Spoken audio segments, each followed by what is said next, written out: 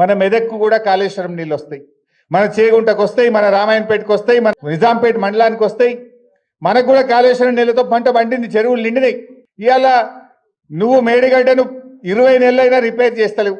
ఇలా కూలింది 2 పిల్లర్లు మాత్రమే, అవి కుంగినాయి గంతే. కానీ వీళ్ళ మెదడు మొత్తం కూలింది. నేనేం చెప్పినా మేడిగడ్డ లేకపోయినా గోదావరి నదిలో నీళ్లు నడుస్తున్నాయి. కన్నెపల్లి పంప్ హౌస్లో మోటార్లు ఒత్తుతే మా నిజాంపేట మండలంలో చెరువులు నింపచ్చు, మా చేగుంటలో చెరువులు నింపచ్చు, మా రామాయణపేటకు నీళ్లు తీసుకుపోవచ్చు. గా మోటార్లు వస్తావా అని మనం మాట్లాడినాం.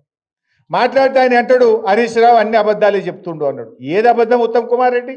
ఏమనంటే ఒక స్టాండర్డ్ డైలాగ్స్, విషయం లేదు వాళ్ళ దగ్గర, నిజం మాట్లాడే ధైర్యం లేదు, విషయం పరిజ్ఞానం లేదు. కానీ ఓ స్టాండర్డ్ డైలాగ్ అన్ని అబద్ధాలే.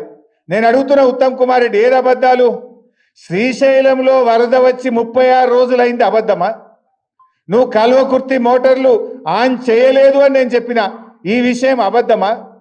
పోయిన సంవత్సరం తెలంగాణకు వాడుకోవాల్సిన నీళ్లు 65 టీఎంసీల నీళ్లను ఆంధ్రాకు చంద్రబాబు నాయుడుకి అప్పచెప్పి తెలంగాణలో పంటలు ఎండబెట్టింది, అబద్ధమా? ఇవాళ ఆంధ్రప్రదేశ్ ప్రభుత్వం అదే శ్రీశైలం నుంచి పోతిరెడ్డిపాడు గేట్లు ఎత్తి వాళ్ళేమో నీళ్లు తీసుకుపోతారు, నువ్వేమో కల్వకుర్తి మోటార్లు ఎత్తి తెలంగాణకు నీళ్లు ఇయ్యలేదని అనే మాట నేను చెప్పిన, ఇది అబద్ధమా?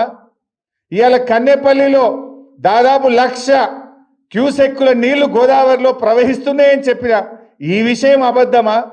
ఏది అబద్ధం? పాలన చేతగాక, మోటార్లు ఎత్తి నీళ్ళు ఇయ్య చేతగాక ఇవాళ అబద్ధము అనే ఒక పిచ్చి మాటలు మాట్లాడుతూ ఉన్నారు. దమ్ముంటే బహిరంగ చర్చకురా, ఏడ మాట్లాడదామో మాట్లాడదాం. 1,00,000 క్యూసెక్కులు గోదావరిలో వారేది నిజం కాదా? పోతిరెడ్డిపాడు గేట్లెత్తి ఆంధ్రోడు నీళ్లు తీసుకుపోయేది నిజం కాదా? ఇలా నువ్వు కల్వకుర్తి మోటార్లు ఎత్తక మా నాగర్ కర్నూలు జిల్లాను నువ్వు ఆగం చేస్తున్నది నిజం కాదా? ఆంధ్ర వాళ్ళు కృష్ణానదిలో అధికంగా నీళ్లు తీసుకుపోతుంటే గుడ్లప్పగించుకొని చూసి తెలంగాణకు అన్యాయం చేసింది నిజం కాదా? ఇట్లా చెప్పుకుంటూ పోతే చాలా విషయాలు ఉన్నాయి. రేవంత్ పాలన ఎట్లుందంటే నీళ్లు ఆంధ్రాకు, నిధులు ఢిల్లీకి.